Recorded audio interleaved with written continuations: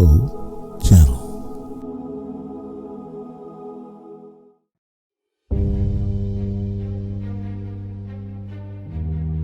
The secrets of free energy, the secret space program, or the true nature of the cosmos. The governments of the world and the hidden masters of the New World Order are, at this point, the most discussed topic in the online environment and vehemently denied by the American government. Did you look? Did you see? Did you explore? I can't reveal anything. Oh, really? Did you go through the secret files, the UFO documents? Because if I was president, that'd be the first thing I did. You know, it's funny. My daughters asked the very same question. They did? Yeah. Would you be allowed to tell your daughters what was in those files? No. You would not? No. Now that you're out of office, you can do anything you want, right? True, yeah. But I'm not telling you. It makes it increasingly less likely that we're alone. Oh, you're trying to give me a hint that there are aliens.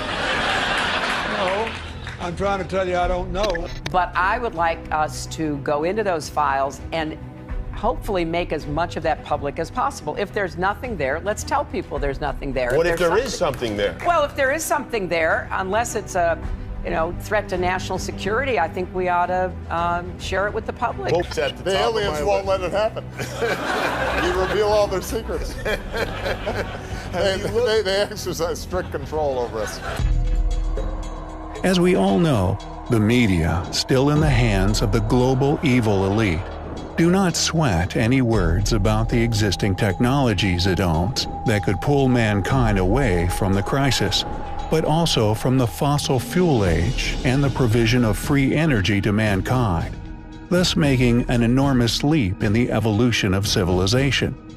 A whopping $6.5 trillion of taxpayer cash have gone to defense programs, and this black budget has sparked concerns over political fraud, as Gaynett Chican now reports. Black budget spending, as well as the causes behind greater levels of spending at the local and national. The so-called black budget has never been shown to the public. Black budget began to come to light after October-November 2012 and rely primarily on the personal testimony of an insider named Daniel, who claims to have been part of the Montauk Project, which later turned into Phoenix 1, 2, and 3. These black budget projects are carefully guarded by the eyes of the public. One of the main objectives involved in these projects was the testing and development of many technologies based on Nikola Tesla's work: cold fusion, Pons and Fleischmann, nuclear energy reacts, antimatter and anti-hydrogen propulsion systems, and others. The development of these technologies has led to the creation of a secret space program that goes well beyond the scope of information NASA has chosen to publicly release in terms of the true nature of the cosmos. Liftoff of Space Shuttle Atlantis on a mission to build, resupply, and to do research on the International Space Station. Houston now controlling. Atlantis begins its penultimate journey to shore up the International Space Station. Many of these projects are funded from the black budget, with huge sums of money, and by the global banking cartel as part of the diversion of global collateral accounts. One of the most stunning public information on the existence of this secret space program comes from the testimony of British Gary McKinnon. His story is extraordinary. From February 2001 to March 2002, McKinnon, as an independent computer system administrator, managed to gain access to the highly classified documentation of the Pentagon's computer networks. The U.S. government claims that McKinnon violated the operating law in the Defense Ministry's IT system, which posed a threat to national security. We completely understand that Gary McKinnon stands accused of a very important and significant crime in terms of hacking into vital databases, and nobody denies that that is an important crime that has to be considered.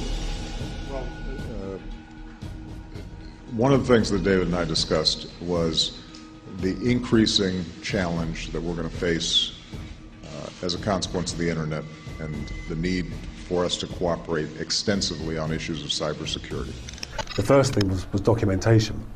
I used a program called Land Search, I think, that once you had control over the domain, because you'd get control of domain controllers, so you own the whole network, basically.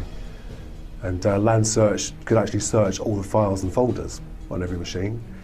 And obviously it's hard because things aren't going to be called secret UFO data.pdf, are they? So, but I'd scan and look for documents, etc., and I found an Excel spreadsheet that was actually called, or at least in the heading of the column, it said non-terrestrial officers. And I was like, my God, that's just non-terrestrial officers. Non-terrestrial officers with ranks and names, and then a separate sheet with tabs for material transfer between ships.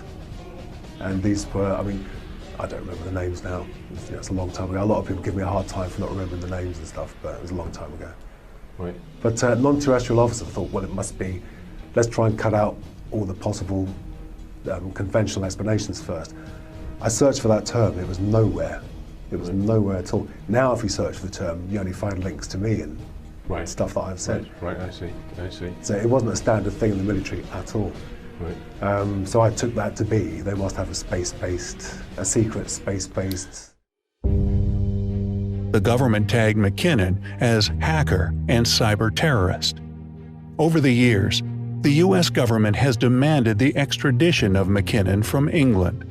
However, there was an obstacle in their plans. If he was extradited, he had the legal right to appear before a court, and there is the risk of revealing the true nature of information in the Pentagon's computer files. The existence of the Solar Warden codename given to a particular area in the secret space program. McKinnon admitted during live interviews that the government's accusations against him are being manufactured, and he has not caused any harm to the Pentagon's digital operating systems. Once the U.S. government learned about the true nature of the information over which McKinnon fined, the U.S. abandoned the accusations against him, despite the fact that the U.S. considered him a cyber terrorist. And I only got to see about half or 2/3 of it or something, but it was a hemisphere of a planet, which I assume was Earth, because it was blue and it was cloudy. And but it was a classic cigar shape, with no seams, no rivets, no sort of workmanship on the outside. But it did have one sort of human-looking thing, which was the sort of geodesic domes that you see at Men with Hell. Above and below, to the left and the right, and one, on its nose, and I assume, one on this side, and I assume one on the other side as well. So, I mean, some people say that could have been man-made because of that geodesic dome feature. But the fact of it all flowed in. There was no, there's the tube, and there's a socket for the dome, It was all a flowing, But that's when I saw someone else, the mouse moved, right-clicked on the LAN icon, disconnect, and boom, I was gone.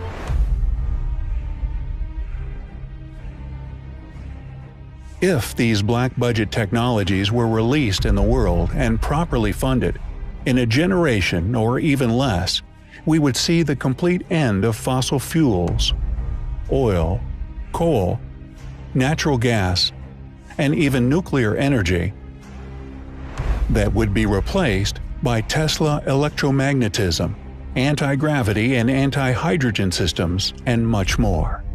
This would remove national boundaries and limits and eliminate the need for control structures of any kind, including governments. We also enter a new era of travel in the universe, through which we as human beings move beyond the planetary boundaries and our solar system. To seek out new life forms and new civilizations. To boldly go where no one has gone. Exchange technology and experience with the civilizations of the universe. But when it is considered that the ramifications of these things, for those who hold power today in this world, secret societies, bankers, fossil fuel companies, etc., become dangerous for their control over the planet, they will go very far in their actions. Oh my God, For that these technologies are never made available to the public, and disclosure of the true nature of the cosmos is a well-guarded secret. McKinnon was charged by the Bush administration for having committed the biggest military computer hack of all time, facing prison time up to 70 years after extradition from the UK. In March of 2002, I was arrested for hacking into Army, Navy and Air Force computers, as well as the Pentagon and NASA.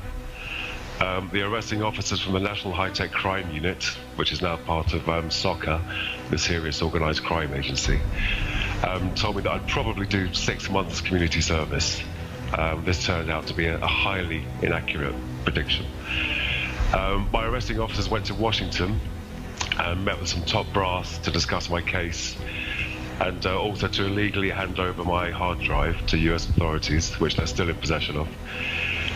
The police officers were obviously very impressed by the military officers they'd met, because when they returned from Washington and interviewed me for the second time, they had a very serious tone about them. It was a very different ball game by then.